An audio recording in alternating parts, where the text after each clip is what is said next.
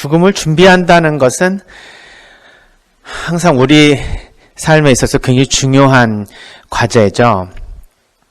우리가 태어나면서 성장기에는 죽음을 잘 생각하지 않죠. 그러나 어느 순간에는 이제 우리 주변에 올 때는 순서가 있게 왔는데 갈 때는 순서 없게 간다는 것을 알면서 죽음에 대한 불안을 갖게 됩니다. 그냥 단순하게 죽을까봐 두려워하는 것을 넘어서서 죽음 이후의 삶에 대한 생각을 하게 되면 이 죽음이 그냥 단순한 어떤 고통에 대한 문제가 아니다. 우리 삶의 의미와 아주 직결적인 그런 직접적으로 연결이 되어 있는 문제다. 이렇게 볼 수가 있죠. 그래서 이 죽음 때문에 사실은 우리 인생의 모든 그 고통의 원인이 있다. 이렇게 말하는 사람들도 있습니다. 그 고통 중에 가장 큰 것은 모르겠어요. 저는 이제 상담을 하는 신부니까 고통의 원인들을 이렇게 추적해 보면 그 핵심 이유들이 있습니다. 보통은 사람 때문에 힘들다, 어떤 돈 때문에 힘들다, 직장에서 인간관계로 인해서 힘들다, 이런 얘기들 많이 하시는데, 결국은 핵심으로 들어가면 불안이 그 안에 숨어 있어요. 그러니까 핵심 감정은 불안에서 오는 겁니다. 그 불안은 또 어디에서부터 근원적으로 시작되는가 하면 우리 철학자들이 항상 이야기하는 것처럼 이 불안의 핵심 근원은 결국 인간이 유한한 존재이기 때문이다. 인간이 만약에 영원히 산다고 하면 이 세상에 고통 또는 더 근원적인 고통을 일으키는 불안은 없습니다. 사실 가만히 생각해 보세요. 정말 영원히 살면 불안이 없는가? 만약에 내가 죽지 않는다고 하면 언제 집을 사고 언제 명예를 얻고 언제 돈을 벌고 언제 내 행복을 위해서 뭔가 하고 하는 이런 모든 것들에 대한 우리의 욕구를 충족하지 못할까 봐 오는 불안은 하나도 없을 거예요. 3천억 년 뒤에 집 사면 되지 집을 우리가 30, 40대 꼭 사야 될 이유가 없어요. 그런데 우리 머릿속에는 기껏해야 내가 한 70, 80 아니면은 많이 살아야 100살을 넘어가기 참 힘들 거니 보통은 한 80에서 100살 사이에 우리가 세상을 떠나지 않을까 하고 예상을 합니다. 불의의 사고가 아니라면. 그러면 그때 내가 인생을 마감한다면 그 기준을 거기에 두면서 이제 거꾸로 지금으로 내려오는 거예요. 그러니까 나는 언제까지 돈을 얼마 벌어야 되고 언제까지 무슨 집을 사야 되고 언제까지 내 자녀를 어디 대학에 보내고 또 독립시키고 손주를 언제까지 내가 길러야 되고 이러한 계획들이 쓴다 이거예요. 근데 만약에 내가 인생을 한 60까지밖에 못 살 것 같다라고 하면 더 급하게 모든 계획들이 수정이 돼야 되겠죠. 30대 정도에는 내가 어느 정도까지는 사회에 어떤 명예를 얻어야 되고 또 경제적인 지위를 얻어야 된다는 생각 막 하게 됩니다. 그러니 지금 나이는 굉장히 빨리 먹어가고 있는데 이루는 성과는 별로 없으니 점점점 이제 불안하게 되는 거예요. 저는 대기업의 임원이면서도 이제 은퇴가 얼마 남지 않아가지고 그 이후의 삶에 대해서 굉장히 불안해하시는 분을 뵀거든요. 그런데 이미 먹고 살 만큼 벌써 다 이루신 분인데도 뭐가 그렇게 불안합니까? 했더니 자기 자신의 삶만이 아니라 이제 내 자녀들의 삶에 불안이 계속 이제 넘어가는 거예요. 나는 이렇게 살았다 치지만 이렇게 살아서 내가 만약에 은퇴를 하면 그 이후에 경제적으로 보면은 연금을 가지고 살면은 한 반 정도의 생활 수준으로 경제 생활이 줄겠죠. 그럼 거기에 맞춰 살아야 되는데 우리야 그러고 살 수는 있겠지만 호의호식을 누린 우리 자식들이 갑자기 부모님이 은퇴를 해서 그 경제적인 차이를 극복할 수 있을까? 굉장히 좀 불안하다. 애들은 지금 한치도 걱정도 하지 않고 경제적으로 어려움 없이 살았는데 아버지가 은퇴를 해서 자신들이 해야 할 것을 제대로 하지 못하고 또 경제적으로 지원을 해주지 못해서 그걸로 좀 자식들에게 조금 미안한 마음이 들면 어떡할까라는 것 때문에 그 이후에 지금과 같은 삶을 계속해서 영위해야 된다는 그런 강박적 불안이 시작이 된 거예요. 그러니까 우리가 평상시에 기본적인 생활을 하지 못할 것 같은 그런 생존에 대한 위협이 없어진다 하더라도 우리가 더 누려야 될 삶에 대해서 더 누리지 못할 것에 대한 불안은 항상 또 찾아오게 되니 정말 인생에 있어서는 이 욕심이 끝도 없는 것 같을 수도 있습니다. 그러나 죽음이 없으면 이런 걱정이 없어요. 남이 언제까지 올라가는 거 별로 상관없습니다. 네, 누가 먼저 빨리 가고 빨리 성공하고 아무 관심이 없어요. 어차피 안 죽는데 아무 때나 성공하면 되고 아무 때나 돈 벌면 되겠지. 내가 전 세계 여행을 하는 게 꿈이다. 그런데 이제는 연세가 들으셔서 만약에 건강을 잃어버리면 못 하잖아요. 그러니까 빨리 한 살이라도 젊을 때 세상 구경을 해야 된다라는 생각을 하면 급해지겠죠. 돈도 모아야 되고 또 시간도 할애해야 되고. 그렇지만 3,000년 뒤에 하면 되잖아요. 천천히. 그러니까 우리가 죽음이라고 하는 것은 결국 우리의 삶의 모든 불안의 원인이고 이것으로 인해서 사실은 우리의 심리적이면 정서적인 문제가 발생하게 되며 이것은 결국 우리가 영적인 문제로 소급된다. 우리가 이 세상을 왜 살아가고 어떤 목적을 향해서 가야 되며 우리 삶의 의미와 가치는 무엇인가에 대해서 잘 생각을 해봐야 된다. 그래야 물리적으로 이 세상의 삶을 유한하게 산 우리가 실제로는 영적으로 그것을 초월할 수 있는 힘을 얻게 되니 이제 죽음을 기꺼이 수용하고 또 이후의 삶에 대한 희망으로 현세의 삶을 잘 살아갈 수 있는 불안하게 살아가지 않을 뿐만 아니라 기쁘고 행복하게 살아갈 수 있는 힘이 생기게 된다. 더군다나 우리 신앙인들에게 있어서는 내세에 대한 신앙은 이거는 그냥 기본적으로 우리 신앙의 핵심입니다.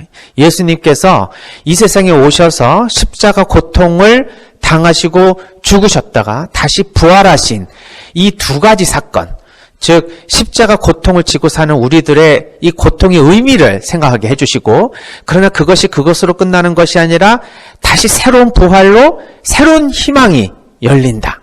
이 세상으로 끝나지 않는다는 것을 부활을 통해서 실제로 알려주시면서 우리 삶을 잘 살고 내세를 잘 준비할 수 있는 그런 두 가지 중요한 가르침을 주신 거잖아요.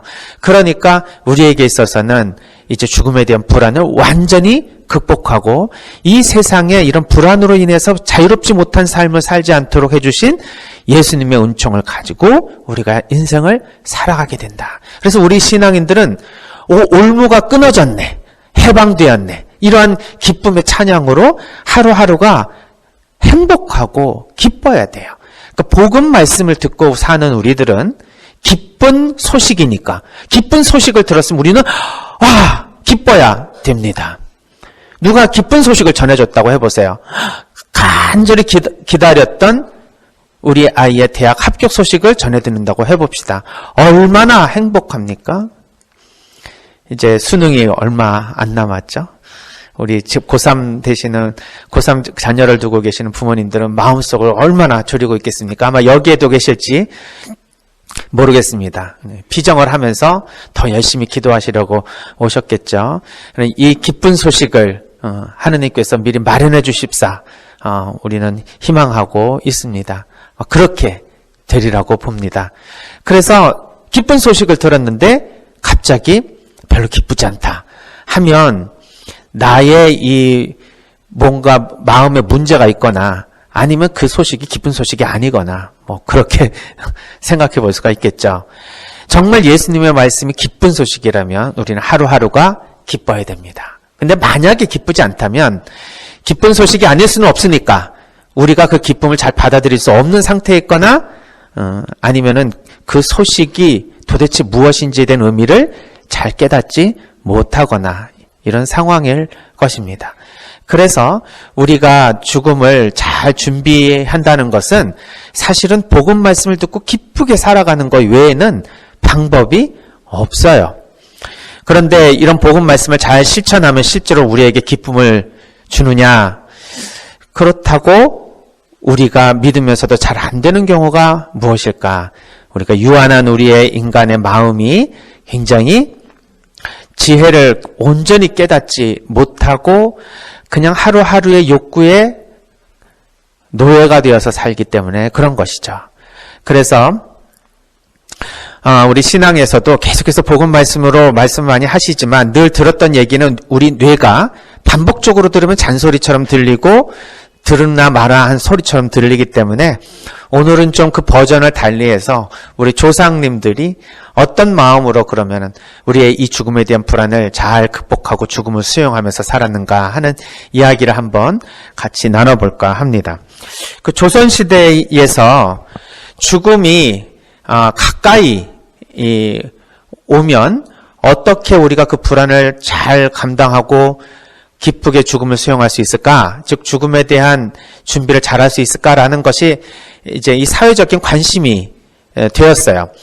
저는 잘 모르지만 그 조선시대 평균 그 남성들의 그 평균 연령이 아니라 그 수명이 한 30대 중반에서 40대 중반이라고 그러더라고요. 그러니까 60 환갑을 만약에 이렇게 살았다 하면은 굉장히 축하할 일인 거죠. 장수하는 일이죠. 근데 요즘은 환갑잔치 안 하잖아요. 그만큼 2배 이상으로 지금 우리가 수명이 늘어났고 오래 살고 있다.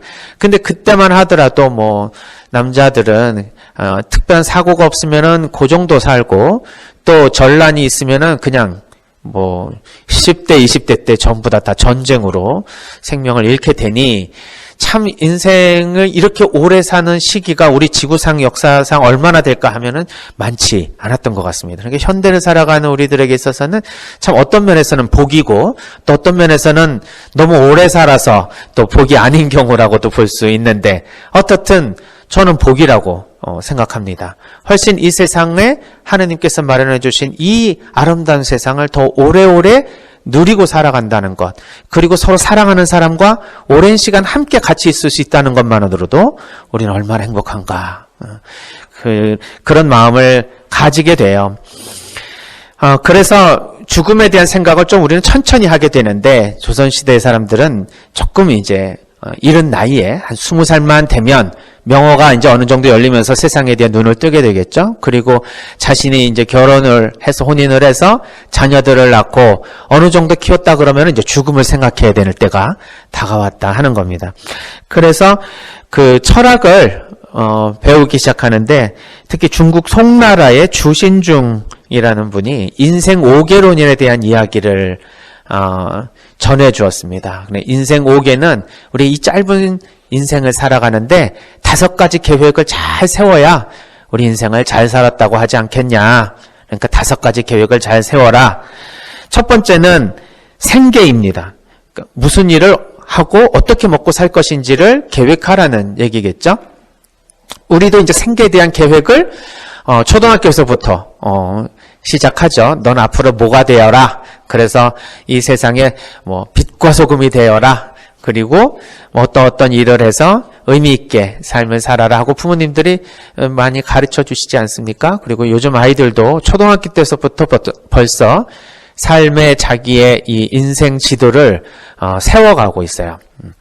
근데 그런 걸 보면은 그냥 일찍 우리가 삶을 계획을 시작하고 있지만 이제 그 계획이 점점 수정이 되죠. 너무 이른 나이에 계획을 하게 되니까. 그러나 이것은 어떻게 보면 이제 청소년 시기에 우리의 이런 생계에 대한 것을 신경을 쓰게 되니 참 그거는 참 어떻게 보면은 좀 불행인 것 같아요. 이때는 우리가 생계에 그 문제를 해결해야 될 때가 아니라 우리가 성장과 발전해서 우리 자신을 온전히 올바른 성인으로 이제 사회생활을 할 수 있을 그러한 신체와 정신 그리고 영혼을 가지기 위해서 노력해야 될 텐데 너무 이른 나이에 생계에 걱정을 하고 있는 오늘날 우리 학생들을 보면 참 마음이 안타깝기는 합니다. 두 번째는 신계예요. 그러니까 어떻게 우리가 건강 관리를 해서 건강하게 우리가 살 수 있을 것인가. 우리 공자님도 신체 발부는 수지 부모니 불감훼손하면 효지시하다 이런 말씀을 하셨잖아요. 그러니까 내가 부모로부터 받은 이 몸을 잘 간수해서 훼손하지 않고 그리고 천수를 누리다가 죽으면 그것이야말로 효의 근원이다. 그러면은 하느님께서 주신 우리의 생명을 함부로 우리가 다루지 않고 잘 관리해서 하느님이 주신 그러한 소명에 맞게 살아간다면 이것도 또한 하느님께 대한 우리의 효도가 아니겠습니까? 그래서 예전에 저희 제가 유교 강의 들을 때 이제 해주신 교수님의 말씀이 생각이 나는데, 어디에서 그 원전에 그런 얘기가 있는지는 모르겠으나 이제 제 기억으로는 그렇습니다. 그 유학에서도 장례를 치르지 못하게 해주는 그런 경우가 있는데, 우리 가톨릭에서도 예를 들면 자살한 사람에 대해서는 이제 장례미사를 처음에는 금하지 않았습니까? 그것은 이제 그 사람의 영혼이 지옥에 갔다 어쨌다 이제 이런 의미로 그렇게 얘기를 했지만 사실은 남아있는 사람들에게 부정적인 영향이 끼칠까봐 공식적으로 장례를 해주지 않고 비공식적으로 가족들을 위한 장례를 개인적으로 해주게 되는 거죠. 그리고 또 자살이라는 것이 의지로 자기 스스로 삶을 마감했다라고 생각을 했던 시대에서 이제 자살에 대한 근원적 원인이 우리의 의지로만은 설명할 수 없다. 많은 경우에 우울증과 같은 피치 못할 상황에 병으로 인해서 세상을 떠나는 경우가 많으니 우리가 그것을 옛날의 방식으로 자살의 개념으로 생각하지 않는 이제 상황이죠. 그래서 요즘은 사목적인 돌봄을 좀 더 디테일하게 가족 중심적으로 해드립니다. 그래서 자살이다 아니다 이런 걸 떠나서 돌아가시면 다 공식적으로는 장례미사를 해드릴 수가 이제 있는 거죠. 그거는 병으로 인해서 세상을 떠났다라고 우리가 보기 때문에 그렇습니다. 실제로 그렇습니다. 이 생각이 결국은 내가 의지를 가지고 자살을 했다 하더라도 그 생각이 그런 식으로 작동하게 되는 것은 순수한 자기의 의지로만으로는 가능하지가 않아요. 굉장히 많은 경우 자기가 어떻게 할 수 없는 그러한 환경적 요인과 어떤 특별한 어떤 사건 그리고 자기 자신의 어떤 선천적인 기질 이런 것들이 다 상호작용해서 이루어지는 일이기 때문에 그렇습니다. 그래서 나중에 한번 제가 자살에 대한 그런 메커니즘 또 원인 이런 것에 대한 이야기를 한번 또 드려보고 싶습니다. 그래서 우리가 그것을 판단할 수 없기 때문에 우리가 그러한 장례를 치르냐 마르냐 이런 논쟁을 더 이상 지금은 잘 하지 않고 있죠. 또 혹시라도 그 자살에 이르는 순간에 죽음 바로 직전 상등통회했을 가능성이 있기 때문에 우리는 그 영혼이 절대 구원을 못 받는다. 이렇게만은 볼 수가 없어요. 그렇지만 분명히 스스로 목숨을 끊는 행위는 대죄이기 때문에 그것은 교리상으로 변함이 없습니다. 그렇지만 그 사이에 어떤 하느님의 은총이 함께 했는지는 우리가 모르니까 그런 구원에 대한 판단을 하지 않는 것 뿐이죠. 자, 우리는 이제 이런 식으로 이제 세상이 변해가고 있는데 당시 유학자들도 자기 몸을 함부로 해서 죽음에 이르면은 장례를 시키지 말라는 가르침이 있었다고 합니다. 그게 예를 들면 이제 압사, 어디에 이렇게 딸려 죽은 사람들 있잖아요. 그러니까 이렇게 담벼락이 좀 붕괴될 것 같고 뭔가 이렇게 폐 건물이어서 이제 좀 위험한 건물이다 그러면은 그 근처 가지 말라는 거죠. 그래서 어디에 깔려 죽었다면은 이거는 자기가 그 위험을 잘 파악하지 못하고 항상 아무 생각 없이 살아서 결국 죽음에 이른 거니까 자기 부주의로 죽은 거다. 그러니까 그렇게 죽으면 안 된다라는 경고를 하는 것이겠죠. 익사, 낙사 이런 경우라고 합니다. 물에 빠져 죽는 것도 주의를 하지 않았던 거고 어디에 떨어져서 죽는 것도 함부로 위험한 곳에 올라갔기 때문에 그런 거다. 그러니까 하여튼 위험한 곳에 가지 마라. 자신의 목숨을 함부로 어떤 즐거움이나 재미로 바꾸려고 하지 마라. 그러니까 목숨을 담보로 자기의 욕구를 취하지 마라 이런 얘기일 겁니다. 이것은 정말 우리의 이 몸도 마음도 모두 다 다 소중한 것이니 함부로 훼손하지 말라는 그런 가르침이죠.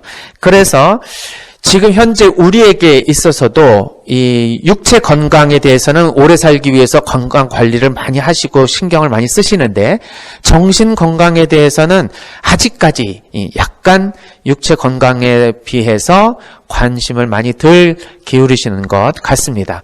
예를 들면 완전히 불안증, 우울증, 뭐 편집증, 강박증, 정신증 뭐 이러한 것에 빠져 있으면 아유 이거 큰일 났네. 이거 어떻게 하지라고 경각심을 갖기는 하세요. 굉장히 위험하다는 것도 아시고요. 그런데 그런 증상 용어로 진단 용어로 파악되지 않는 우리 정신의 건강하지 않은 모습들 이런 것에 대해서는 별 관심이 없으십니다. 저는 그 중에 우리가 평상시에 그냥 병이라고는 하지 않지만 병들어 있는 증상이 있는 것들이 많이 있는 거예요. 우리 신앙생활 하면서 한번 생각해 봅시다. 남 험담하고 뒷담화하는 거, 또 없는 말 만들어가지고 은근히 수동공격하는 거, 내가 대놓고 화를 내거나 말싸움을 하면 그러면 갈등이 증폭이 되면서 결국은 서로 피해가 막심하죠. 그러니까 약자가 강자를 공격하는 방법은 뭐예요? 전쟁에서도 게릴라전이라고 하죠. 대놓고 싸우지 않고 몰래 뒤로 공격한다. 우리 인간도 적극적으로 능동적으로 공격하는 사람들이 있고 수동적으로 공격하는 사람들이 있어요. 수동 공격이 뭡니까? 약자가 강자를 몰래 공격하는 거예요. 예전에 제 친구 어릴 적 친구들은 선생님이 되게 무서워가지고 선생님한테 막 분노가 쌓인 친구들이 있었어요. 저는 감히 선생님한테 분노를 표출한다는 생각을 하지 못하고 하늘 같은 선생님한테 어떻게 우리가 불만을 쌓겠습니까? 선생님이 하라는 대로 하지 못한 우리를 탓해야지. 근데 걔 중에는 우리 친구들 중에서도 선생님이 친절하지 않다. 선생님이 너무 화를 많이 내신다.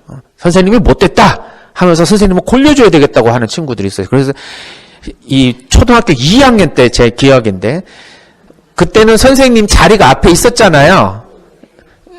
지금은 뭐 있는지 없는지는 잘 모르겠습니다만 예전에 선생님 자리가 우리 교실에 항상 있었거든요. 근데 그 선생님 자리에 슬리퍼 뭐 이런 데다가 개구리를 갖다 놓는다든지 선생님이 앉으시는 자리 그 방석 거기에 살짝 밤송이를 꽂아 놓는다든지 막 요렇게 해가지고 선생님을 막 골려줬던 애들이 생각납니다. 요런 게 이제 수동 공격이죠.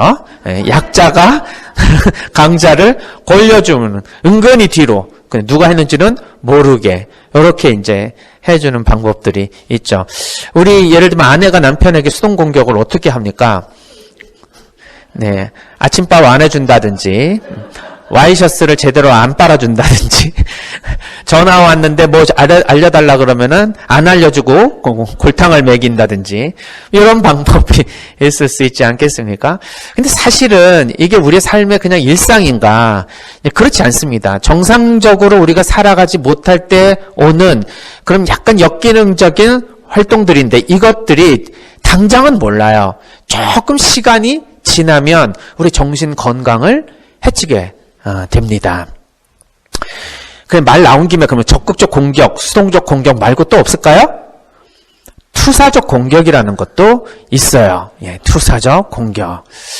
투사적 공격은 이제 내가 공격하지 못하니까 남을 시켜서 공격하게 만드는 거죠. 자기야. 내가 이거 말했다고 생각하지 말고, 누구한테 절대 말하지 말고, 이거 얘기할까 말까, 그럼 말해, 괜찮아. 말해봐. 이거 안 말해야 될 것 같아. 몰라. 그래도 말해봐.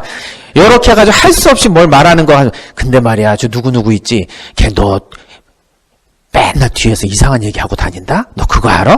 이렇게 해서 이간질을 시킨다. 그런데 야 내가 얘기했다고 하면 또 그렇잖아. 너 그냥 모른 척해. 뭐 이러는 거예요. 그러면은 이 친구는 분명히 뭐 하나를 들으면 그걸 결코 마음에 담아두지 못한다는 거를 알고 그 친구에게 가가지고 화를 내게 만든다. 공격하게 만든다. 사실은 자기가 하고 싶은데 할 수 없으니 남을 시켜서 뭔가를 하게 만드는 것을 투사적 공격이라고 하죠. 예를 들면 뭐 어디 저는 뭐 이렇게 그 공항에서 환전하는데 이렇게 줄을 쭉 섰는데요. 어떤 사람이 줄에 이렇게 새치기를 해가지고 먼저 싹 들어가가지고 그거를 하는 걸 보는 거예요. 근데 어떤 사람이 거기다 대고 말을 못 하겠는 거야. 너무 좀 무섭게 생겼거든요. 그러니까 갑자기 큰 소리로 뒷사람들한테 그러는 거예요. 아니 뭐 누구는 시간이 남아가지고 줄 서고 있나? 아니 저런 식으로 새치기 하면은 도대체 이 나라가 그럼 어떻게 되겠어? 막 그러면서 막 그런 거예요. 옆 사람이 그 사람 새치기 한 걸 몰랐나 봐요. 왜 그러세요? 아니 그냥 저 사람이 그냥 새치기를 해서 우리가 지금 기다리고 있는데 우리가 손해를 보고 있다. 그렇게 얘기를 하니까 뒷사람이 의협심에 딱 나가가지고 그 사람 뒷덜미를 딱 잡더니 뒤로 가가지고 쓰라고 큰 소리를 내더라고요. 이렇게 다른 사람을 통해서 우리가 하고 싶은 공격을 하는 것을 투사적 공격이라고 한다. 아무튼 이렇게 뭐 남의 뒷담화 또 은근히 공격하는 것뿐만 아니라 우리의 마음속에서 시기와 질투심이 일어나는 것, 이런 것들이 전부 우리의 정신 건강을 해치고 있습니다. 이 교황님 말씀처럼 남 뒷담화만 안 해도 성인 된다고 하셨잖아요. 그러니까 이 시기와 질투심, 이런 것만 우리가 좀 잘 다뤄도 사실은 정말 성인 될 것 같아요. 우리 다른 어떤 그 고신극기를 통해서 하느님께 이루는 어떤 그런 수도 생활에 또는 우리의 영성 생활의 어떤 실천을 하는 것이 아니잖아요. 우리 일상에서 성인이 되는 사람들이잖아요. 그래서 일상을 살아가는데 우리가 그냥 이슬비 옷 젖듯이 그냥 소재를 통해서 우리가 나중에는 이게 어마어마하게 쌓여서 더 이상 벗길 수 없을 정도로 큰 짐이 되는 그러한 조그마한 일상의 이러한 그 문제들을 잘 해결해 나가는 거, 이게 굉장히 우리 영성생활에 얼마나 중요한 일일까. 사실 뭐 성직자 수도자라도 예외가 아니죠. 이 시기 질투심이 우리 인간의 건강에 굉장히 중요한 그 요소입니다. 이 정신 건강에 대한 이 시기 질투심에 대한 것을 해결하지 못하면 결국 우리의 열등감과 연결되어 있거든요. 그럼 이게 나중에는 영성 생활에도 영향을 미치게 된다. 그래서 이러한 그 나의 정신 건강에 대한 문제, 이것을 어떻게 우리가 관리할 것이냐. 내 인생에 있어서 주님께서는 나에게 이러한 고통을 주셨다. 이게 내가 지금 고치고 싶은데 잘 안 된다. 그럼 이것을 내가 어떻게 내가 하느님 보시기에 좋은 모습으로 바꿔나갈까 하는 것을 계획하고 실천하는 게 신계이죠. 세 번째로는 이제 가계인데요. 가정을 어떻게 꾸려나갈 것인가. 가정의 경제적인 문제뿐만 아니라 사실은 관계에 대한 문제입니다. 부부 관계, 자녀들과 부모 관계, 이것을 어떻게 할 것이냐. 가화만사성 이런 얘기처럼 집안이 화목해야 모든 것이 화목하고, 또 우리가 1차 공동체인 집안이 안정이 되어야 2차, 3차 공동체인 사회와 국가가 건강하게 된다는 거 잘 알지 않습니까? 그런데 이 전체적으로 모습을 보나, 우리 대한민국의 이런 정신 건강에 대한 관점에서 한번 이렇게 본다 했을 때 그렇게 청신호를 주기가 되게 어렵습니다. 지금 지표들, 이렇게 정신 건강 지표들을 보면 우울증과 뭐 정신증 이런 것들이 이제 증가 추세, 약물 복용 환자들이 점점 늘어나는 추세, 그리고 사람들이 느끼고 있는 이 삶의 질에 대해서 또 행복하냐 안 하느냐 이런 것에 대한 이런 설문이나 이런 걸 보면 굉장히 이 정신적인 지표에서 마이너스 점수를 받고 있어요. 그러니 뭐 한 분 한 분의 가정에서 정말 어떻게 잘 지내고 있는가, 가정 건강은 어떤가라고 봤을 때는 되게 큰 것은 결국에는 작은 것으로부터 시작을 하는 것이니 우리의 가정들도 결국은 조금 힘든 모습으로 살아가는 것이 아닐까. 나무 한 그루 두 그루가 조금 병이 들어도 전체 산이 푸르르 보일 수는 있어요. 근데 전체 산이 이렇게 누렇게 변해 있으면 각각의 나무들도 마찬가지로 건강하지 않다라고 볼 수가 있겠죠. 그렇다고 비관적으로 보느냐? 그것은 아니지만 이러한 그 지표들이 보여주는 사인을 우리가 무시해서는 안 된다. 그리고 이러한 현대 사회를 이제 진단하는 이런 통계들을 우리가 앞으로 어떻게 살아갈지에 대한 것을 알려주는 중요한 메시지로 봐야 된다. 그런데 지도층에서는 그러한 이제 이 결과들, 즉 통계 결과들이나 설문 결과들에 대해서 되게 불안해해요. 막 그런 것들이 가져다 주는 그런 그 평가들이 혹시 우리가 잘못 살았다는 거 아니냐?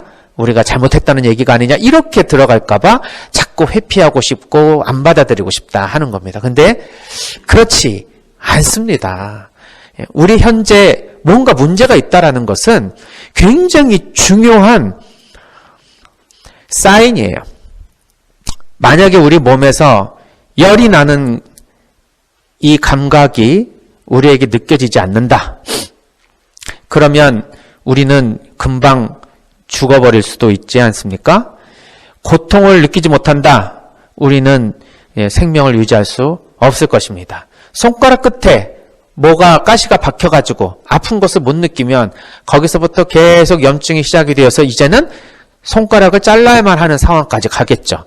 처음 문제가 생겼을 때 문제에 대한 그 사인을 알아낼 수가 없으면 생명을 잃어버리게 됩니다. 그러니까 우리에게 있어서 계속해서 어떤 이러한 그 메시지가 전해지면 이것은 건강을 위해서 굉장히 중요한 신호예요. 부부 관계에 있어서도 자꾸 화가 나거나 아니면은 우라통이 터지고 아니면은 외롭고 소외다는 느낌이 들고 소통이 안 돼서 답답하고 이런 메시지들은 건강을 위해서 중요한 지표가 됩니다. 그러니까 문제가 있으니까 우리 삶이 정말 정말 왜 이러냐 하면서 괴로워할 것이 아니라 그 문제가 있다는 것을 느꼈다는 것만으로도 우리는 굉장히 아직도 건강할 수 있는 기회가 있는 거예요. 이 상황이 조금 더 지나서 만성화가 되면 이제는 그 고통이 안 느껴져요. 소통이 되는지 안 되는지도 모르겠고 답답한지 아니면 괴로운지도 모르겠고 우울한지 아니면 불안한지도 모르겠고 그냥 인생이 뭐 그런 거죠. 뭐 이러고 사는 거지 뭐 얼마나 기쁜 삶이 있겠어요. 그렇지만 오랜 시간 동안 고통을 감내하면서 인내해왔기 때문에 앞으로 어떻게 살아야 되는지에 대한 어떤 삶의 계획도 세우지 못하고 그 고통 속에서 결국은 살다가 건강하지 못하게 삶을 마무리하게 된다. 근데 문제는 자기 때 끝나면 상관이 없어요. 근데 그것이 자녀들에게 연결이 된다는 것 때문에 문제인 거죠.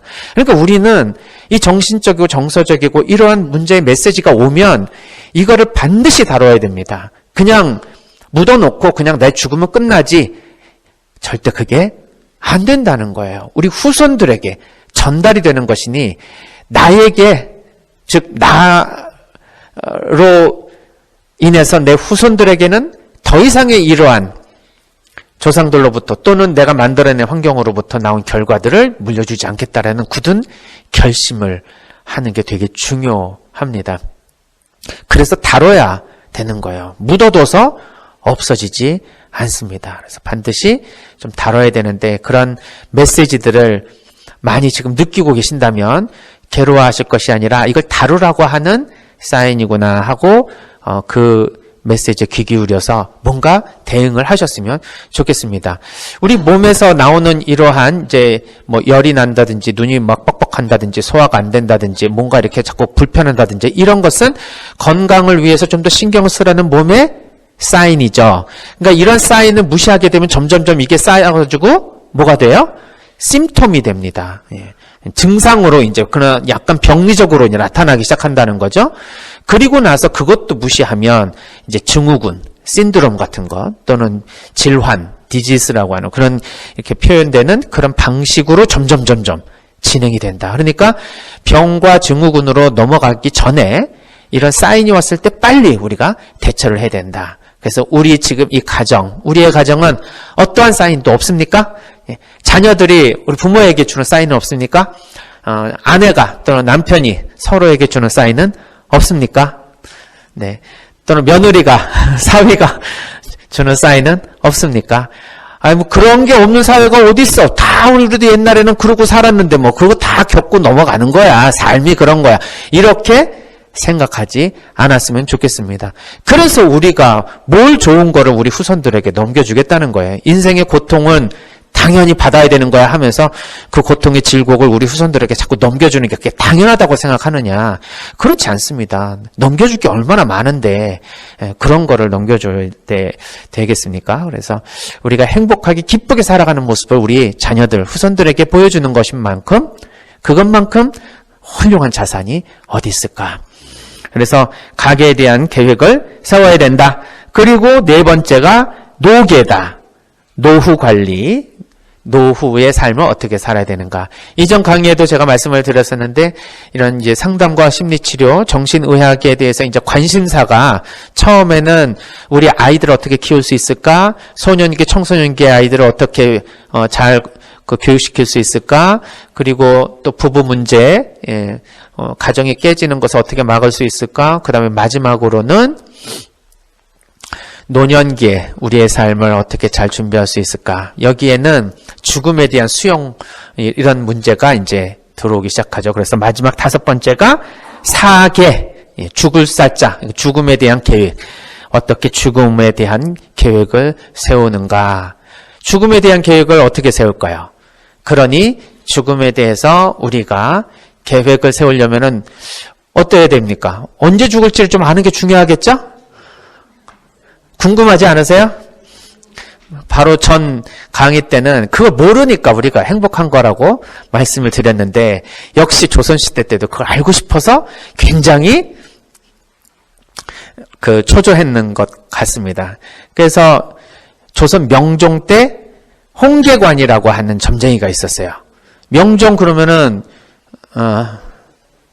태종태세 문단세 예선전쟁 선조전 가면서 1530년에서 1560년 정도 그때 사신 조선의 왕이니까 조선 천주교가 1780년대 그러니까 18세기 말이니까 한 200년 전이요. 그러니까 천주교가 들어오기 200년 전이니 우리가 어떻게 내세를 준비해야 되는지에 대해서 이런 신앙적 관점이 없는 상태에서 어떻게 하면은 죽음을 잘 준비할 수 있을까를 이제 생각을 한다 이 말이에요. 그래서 이 송나라의 주신중이 이야기했던 마지막 사계에 대해서 조선의 양방 계층에서는 이 죽음을 잘 준비하기 위해서 그러면 어떻게 될까를 고민을 많이 했다고 해요. 그래서 이 사계를 하는 과정에서 죽음을 좀 미리 알았으면 좋겠다라는 생각을 하게 되는데, 이건 뭐 동서고금을 막론하고 인간의 보편적인 생각인 것 같아요. 우리 가톨릭 신자들도 예전 중세 때는 고해성사를 받기를 굉장히 꺼렸죠. 왜냐하면 고해성사를 받고 난 다음에 보속이 너무 심각하게 힘들었으니까. 지금은 보속하는 게 쉽잖아요. 또 보석을 설사 받았다 하더라도 편법을 통해서 좀 깎죠. 어떤 신부님이 뭐 평일 미사를 10번 나오라고 보석을 주셨으면 이게 참 평일 미사 10번 어떻게 나오지 하다 보는데 똑같은 죄를 딴 신부님 고백을 하니까 신부님이 그냥 주예기도 3번으로 깎아주셨다. 그렇게 해가지고 이 신앙에 이렇게 스마트한 신앙을 살아야 된다고 하시면서 이제 고해성사에 이제 좀 엄격하게 그 보석을 주시는 신부님 리스트가 있고, 좀 그 다음에 조금 편하게 보석을 주는 신부님 리스트가 있으니 그거를 찾아서 가시면 된다. 뭐 이런 생각 하시는 분도 계세요. 근데 이렇게 편차가 있으면 어떡합니까? 그러니까 예전에 중세에는 속죄록이라는 것이 이제 고해 신부님 고해실에 이렇게 있었죠. 그래서 이제 죄를 참조하는 거예요. 어떤 죄를 얼마큼 무겁게 졌는가를 보고 나서 그러면은 이러이런 보석을 줘라 하고 하는 그런 이제 지침서예요. 그러니까 그 지침서대로 이제 주시려고 노력을 했겠죠. 예. 그러니까 어디를 가서 고해성사를 주나 사실 비슷한 이제 그 보석을 받게 된다. 근데 그 보석이 참 받기 힘든 보석이라 이 말이에요. 예를 들면은 이제 부부간에 젊은 부부인데 뭐 한 달이 아니라 뭐 1년 동안 부부의 동침을 금지한다. 뭐 이러한 이제 보석이 주어지거나 뭐 옷에 뭐 이렇게 가시 3배 옷을 걸치고 한 달을 자라든지 아니면은 그래요 그냥 개인적으로 그렇게 하라면은 그나마도 힘들지만 그래도 그렇게 사회적으로 창피하진 않잖아요.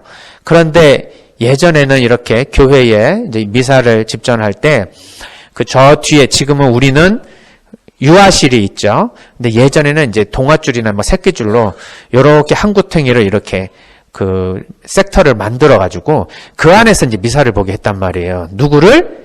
대죄인을. 그래서 대죄를 졌다 그러면 신부님께서 갑자기 그쪽 가가지고 미사 참내 일주일 동안 한 달 동안을 해라. 그러면은 두 부부가 같이 성당을 딱 왔는데 갑자기 남편이 여보 당신 앞에 가서 앉아. 그럼 왜? 나는 여기서 해야 돼. 그러면 이제 아내가 갑자기 뭐라 그래요? 당신 무슨 길 져서 여기 들어오는 거야? 이렇게 말하지 않겠습니까? 그러니까 아예 미사를 못 나가게 되는 상황이 생긴다. 그러니까 그 자체가 자기는 참 말하기 껄끄러운 그런 대죄를 지은 죄인입니다를 사회적으로 그냥 알리는 결과가 돼버리는 거예요. 그것도. 그러니 이렇게 보석을 이루기가 너무 어려우니까 사람들은 어떤 경향이 생기는가? 고해성사를 마지막 순간까지 미루고 죽음 바로 전에 생명이 경각에 이르렀을 때 고해 신부님에게 딱 고해를 하고 나면 뭐가 사해집니까? 보석이 사해집니다. 왜냐면 죽는데 무슨 보석을 할 수가 있어. 바로 죽음 전에 사죄를 받는다면 그러면 보석은 자동적으로 관면이 되는 거죠. 그러니까 죄를 용서받고 보석을 관면받는다. 그러니까 죽음 전에 총고해를 하려고 항상 고해성사를 미루다가 이게 좋은 예가 별로 없는 거예요. 자기 죽음의 때를 모르니까 계속 미루다가 사죄를 만나지 못하고 그냥 죽는 경우가 생기는 겁니다. 자기 죽음의 때를 안다면 얼마나 좋겠어요. 그러니까.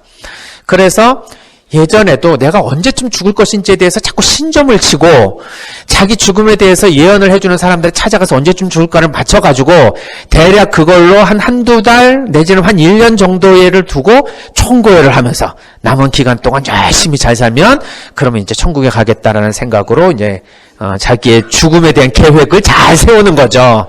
이렇게 우리 가톨릭 신자들도 이 사계 죽음에 대한 계획을 그런 식으로 세우는데 이걸 잘 이해하는 사람이 별로 없는 거예요. 자기 생명을 누가 맞춰요? 언제 죽을지를.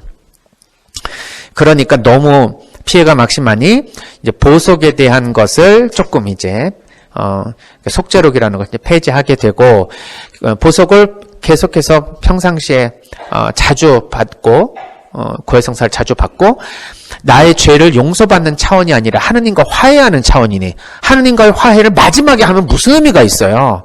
화해해서 그 다음에 다시 사랑하는 관계로 사는 게 중요한 건데 좀 살라 그러니까 죽어. 그럼 무슨 의미가 있냐고요. 그러니까 빨리빨리 하느님과 화해하는 게 중요한 거지. 그래서 성사를 자주 보라는 의미에서 이제 그러한 보석에 대한 것이 조금 더 완화가 되게 되는 거죠. 이 조선시대에도 그래서 이 홍계관이라고 하는 이 점술가를 양반 가문에서 그냥 거의 기록에는 그렇게 돼 있대요. 가마가 24시간 줄지어 서가지고 하루를 기다려가지고 가서 그 점괘를 받아온다 할 정도로 유명한 점술인이었다고 해요. 근데 이 점술인이 그 예언해주는 것 중에 기가 막힌 게 뭐냐면 언제 죽을지를 알려주더라는 거예요.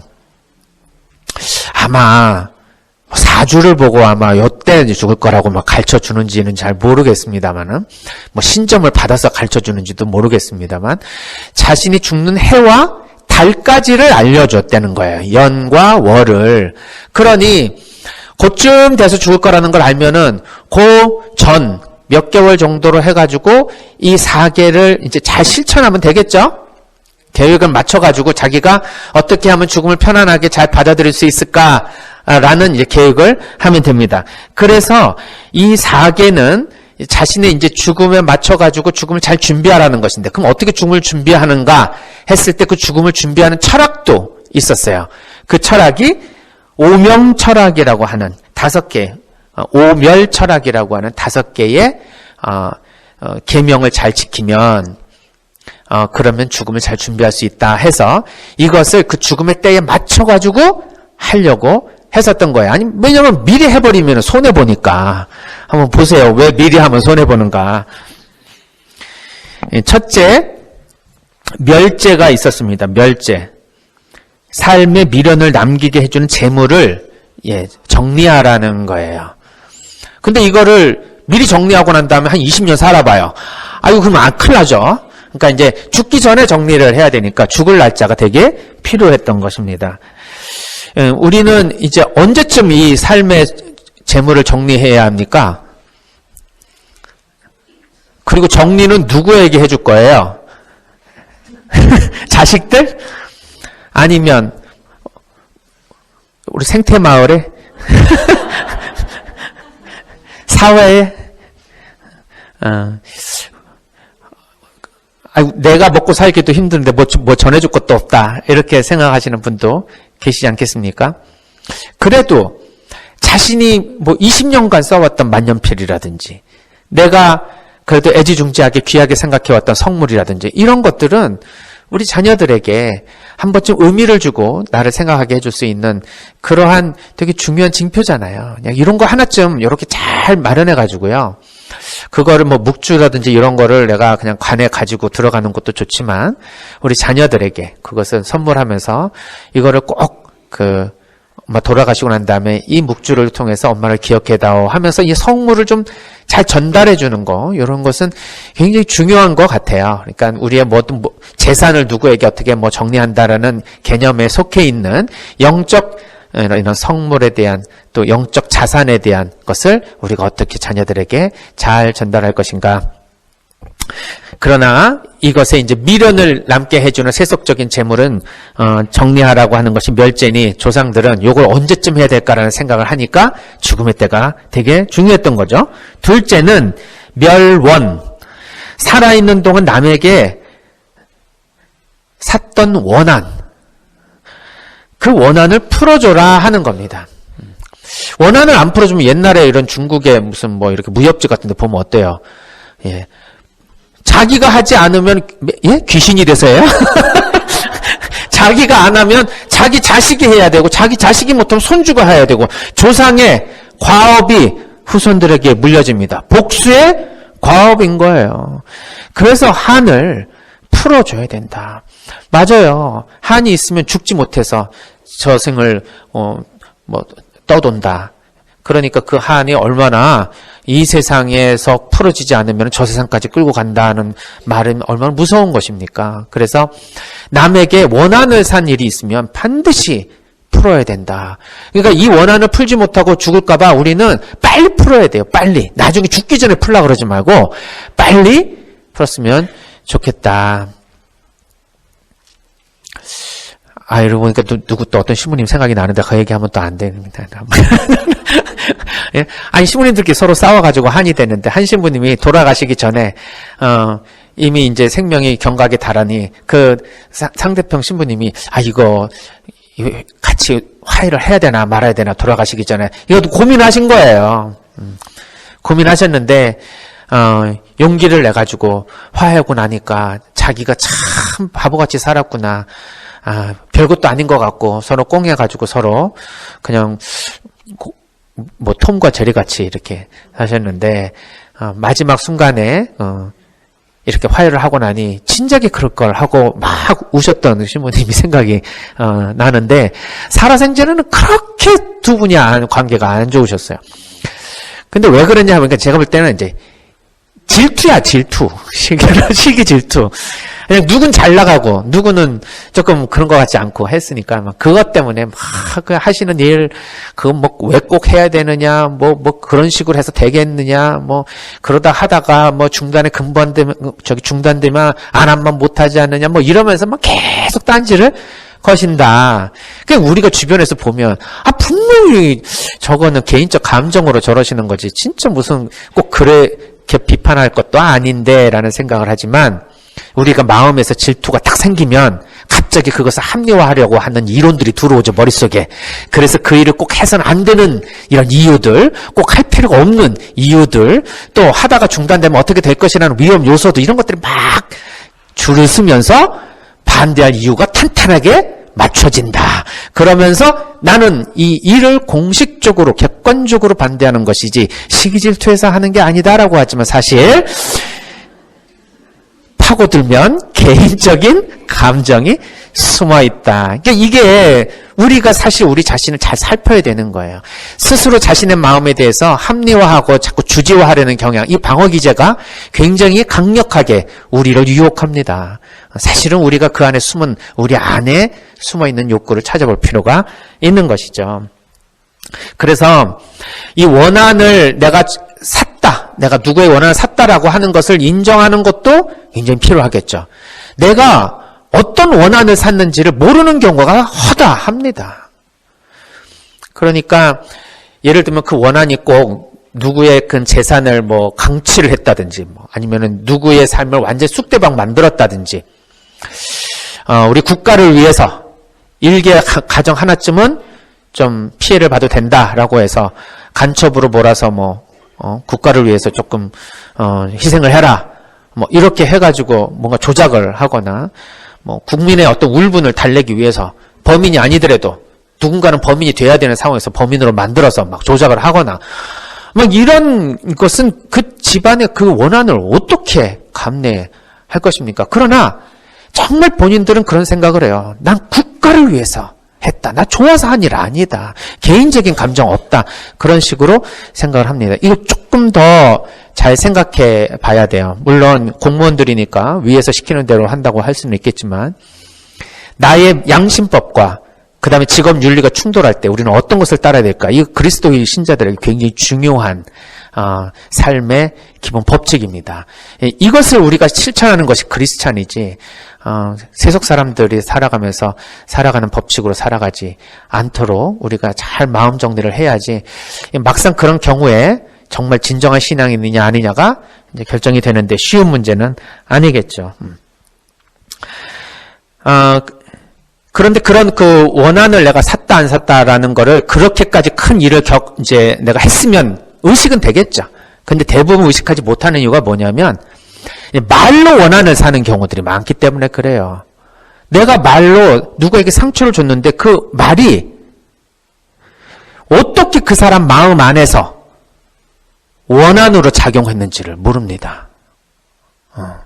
그러니까 우리의 말은 참 조심해야 된다. 이 말의 씨앗이 나는 던지고 나서 잊어버리지만 그 말의 씨앗이 계속 어떤 사람의 가슴에 박혀서 어느 정도 시간이 지나니까 갑자기 뿌리를 내리고 싹을 틔워가지고 점점 그 마음 안에 밭을, 그 뿌리가 다 갉아서 소토를 시킨다. 마음의 병이 되는 거예요. 그리고 그 마음에 그 사람에 대한 증오가 계속 자라나서 이제 걷잡을 수 없는 원한을 사게 된다. 그러면 사실은 다른 사람한테도 그 말 했는데 그 사람은 그렇게 원한을 안 샀는데 이 사람은 죽을 때까지 원한을 사고 있어요. 그럼 누구 탓이에요? 말한 사람 탓이에요? 그렇게 만든 사람 탓이에요? 그래도 우리가 안 뿌렸으면 되잖아. 그래서 내가 지금까지 한 모든 말 중에 이 씨앗을 뿌렸는데 어떤 사람도 나한테 큰 원한을 안 샀다 하면 내가 잘해서가 아니라 그분들이 훌륭해서 그런 거예요. 그러니까 감사를 해야지. 근데 만일에 어떤 사람이 내가 그냥 특별하게 아무 생각 없이 던진 말 한마디로 죽을 때까지 그런 상처를 가지고 있었다 하면 그분 잘못이라기보다 내가 지혜가 부족한 것입니다. 내가 살피지 못한 것이기 때문에 그래요. 이렇게 생각을 할 수 있어야 우리가 영적으로 성장한 사람이지. 아니 딴 사람은 멀쩡한데 너만 왜 그러고 있었냐? 네가 심리적으로 이상한 인간이지. 이렇게 생각한다면 요거는 또 틀린 말은 아니지만 성숙한 사람의 태도는 아니다. 우리가 성장한다는 건 뭐예요?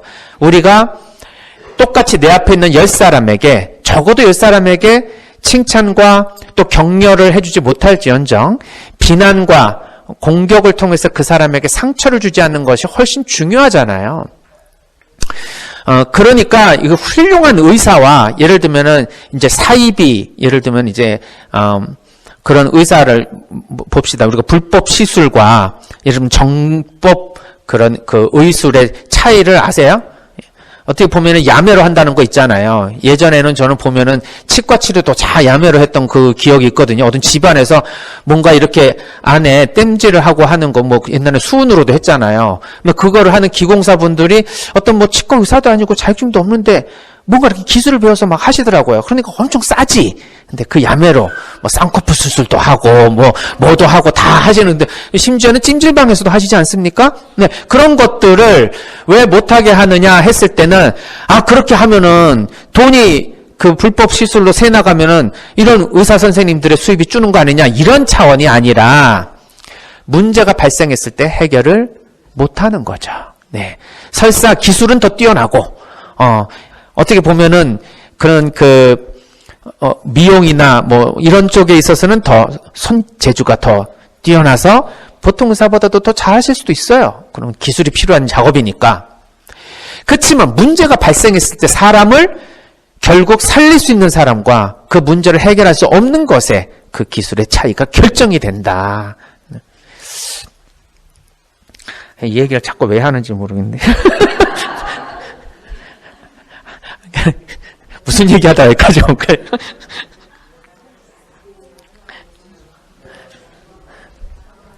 하다 보면 기억이 나겠죠, 뭐 하여튼. 네, 그래서 예, 맞아요. 우리가 남에게 예를 들면은 좋은 역할을 우리가 10사람에게 9사람에게 해줬다 하더라도 한 사람에게 자살을 할 수 있는 피해를 말로 상처를 주었다라고 하면 이거는 너무너무 큰 그 인생을 잘못 산 사람이라고 볼 수 있습니다. 그래서 우리가 다른 사람에게 얼마나 좋은 혜택을 많이 주느냐가 중요한 것이 아니라 얼마나 실수를 하지 않고 얼마나 그 잘못된 치료를 하지 않느냐가 되게 중요한 그러한 의술의 영역처럼 우리도 다른 사람에게 얼마나 좋은 사랑을 많이 했느냐도 중요하지만 가장 기초는 누구에게 생명을 죽이는 그러한 삶을 살지 않는 것, 즉 원한을 사지 않는 삶을 사는 것이 가장 기초입니다. 그래서 사랑을 가장 잘하기 위해서는 내가 원하는 것을 남에게 해주는 사랑 이전에 내가 원하지 않는 것을 남에게 해주지 않는 것이 우선이다. 이렇게 봐야 되는 거죠. 중용에 나와 있는 서의 정신이라고 합니다. 그러니까 용서할 때 서자인데요. 이것은 남에게 원하는 것을 해주는 것이라기보단 남이 원하지 않은 것을 해주지 않는 것에서부터 사랑이 시작된다. 그러니까 우리에게 지금까지 많은 사람에게 좋은 일 많이 해도요, 한 사람의 삶에 큰 대못을 박아버리면 이건 모든 나의 공로를 잃어버린 결과로 이어질 수도 있으니 우리가 누구에게 말로 혹시 상처를 주는 일이 없었나, 그것을 또 그렇게 상처를 받을 사람인지 아닌지를 헤아려서 우리가 말을 하지 못하는 그런 이제 지혜를 갖지 못하는 삶을 살면 안 되겠다 하는 것이죠. 그래서 한번 생각해 보세요. 세 번째는 멸체입니다. 그러니까 부채할 때 채자요. 남에게 진 물질적이면 정신적인 부채를 청산해라. 그러니까 빚은 다 갚고 죽어라라는 얘기죠. 요즘 같이 이렇게 참 경제 활동을 할 때 여유 자금이 없어가지고 빚을 항상 져야만 하는 상황도 없는 것 같아요. 그래서 빚이 없이 사업을 하면은 그거야말로 참 좋은 일이지만 그렇게 할 수 있어도 빚을 일단은 내고 사업을 하는 게 훨씬 더 도움이 된다라고 하는 상황이 있습니다. 이제 그랬는데 어떤 분들은 그래, 계속해서 빚을 져가지고 이자만 갚다가 딱 죽으면 그만이잖아. 안 갚고 죽어도 괜찮다고 생각해서 남의 돈도 내 돈이고 빚진 것도 다 내 돈이고 내가 활용하고 쓰는 만큼이 다 내 돈이다, 이렇게 생각하는 분들도 계시는 것 같아요. 그러니까 빚은 다 갚아야 된다. 셋째의 멸체였습니다. 그 다음에 넷째는 멸정, 정든 사람이나 물건을 정리해라. 정든 사람, 정을 정리해라. 우리가 한 3년 동안 아프고 돌아가시면 자녀들과 정 끊는 것이라고 하잖아요. 그럼 큰 병 앞에 효자 없다고 아유, 우리 부모님 그냥 수발하다가 결국은 그냥, 어머니, 아버님, 이제는 좀 너무 돌아가셨으면 좋겠다라는 생각을 하면서 죄의식이 들 정도 되는데, 이제 돌아가 주시면, 그러면은 이게 이제 정을 잘 끊어주고, 호상이라고 생각하면서 이렇게, 삶을 잘 정리할 수 있다. 이제 그렇게 되면은 또 뭐 그것도 하나의 방법이겠습니다만은, 어떻게 우리가 남아있는 사람과의 정을 잘 정리할 수 있을까? 이것도 되게 중요한 주제인 것 같아요. 5번째가 멸망. 죽으면 모든 것이 끝장이 아니라 새로운 삶이 시작된다는 믿음을 가져라. 이 그리스도교가 전래되기 이전 200년 전에도 벌써 이러한 가르침이 있었던 것입니다. 그러니까 이 세상이 이걸로 끝나는 것이 아니라 다른 세상으로 넘어갈 수 있다라는 희망으로 우리가 그러한 믿음으로 죽음을 잘 준비하라는 거죠. 그러면은 어떻게 해야 됩니까? 이 삶으로 끝나는 것이 아니니까 내가 영생을 얻기 위해서 또 다른 죽음을 잘 준비해야 되겠죠. 이 5가지의 오멸, 5가지를 다 정리를 해라라고 하는 이 철학을 홍계관이라는 그러한 그 점쟁이가 잘 할 수 있도록 죽을 때와 그 이제 날짜를 정해준다 이 말이에요. 그랬을 때 조선시대의 그 명종 때 상진정승이라는 분이 계셨는데 이 상진정승도 이제 죽을 때를 궁금해해서 이 오멸 철학을 실천하기 위해서 이 홍계관이를 찾아갑니다. 그랬더니 언제 몇 해 어느 달에 죽을 거라는 걸 받아와요. 그래서 그것을 받아들고 그로부터 한 3, 4개월 전서부터 이거를 실천하는 거예요. 나에게 남아있는 재물을 다 정리하고 원한 품을 사람이 있다면 가서 그것을 풀어주고 물질적이고 정신적인 부채를 청산하고 정든 사람과 물건을 정리하고 마지막으로 새로운 삶을 위해서 자신의 마음을 수양을 하는 이 5개를 잘 실천을 했어요. 그런데 안 죽었어요. 계속 사니까 좀 이상한 거예요. 그래서 홍계관을 찾아갔어요. 가가지고 점괘가 틀렸다. 어떻게 된 일이냐 하고 따져 묻자 점괘가 보통 빗나가면 그것은 이런 경우밖에 없습니다. 혹시 남에게 남모를 음덕을 베푸신 일이 있습니까? 그랬더니 가만히 생각해 보니까 이런 사건이 떠오른 겁니다. 그 조선시대의 그런 그 국내에는 별관이라는 직책이 있었죠. 그러니까 임금의 이런 제례 때 옆에서 이렇게 시중을 두는 그러한 직책이었는데 이 별관이 그 임금이 수락관에서 금으로 된 그 그릇을 훔쳐간 것을 나중에 알게 돼요. 그래가지고 이분이 그 사람에게 다시 거기에 갖다 놔라. 그리고 이게 만약에 알려지면 이제 목숨을 잃게 되는 거니까 그거를 몰래 그 사실을 덮어준 거예요. 그래서 이 별관의 목숨을 살려준 일이 있습니다. 훔친 것을 드러내주지 않고 덮어준 거죠. 그래서 이 별관의 목숨을 살려준 일이 생각난다. 그래서 내가 목숨을 더 유지하게 됐구나. 그로부터 15년 더 살았다고 기록에 나와 있다고 합니다. 자, 지금까지 말씀드린 거를 놓고 보면 우리가 어떤 삶을 어떻게 살아야 될지에 대해서 그냥 나름대로 정리해 보실 수 있을 것 같습니다. 확실히 우리가 죽음을 준비하기 위해서는 무언가 이 세상에 이 5가지 오멸 철학은 그리스도교 정신에 잘 부합되는 것이죠.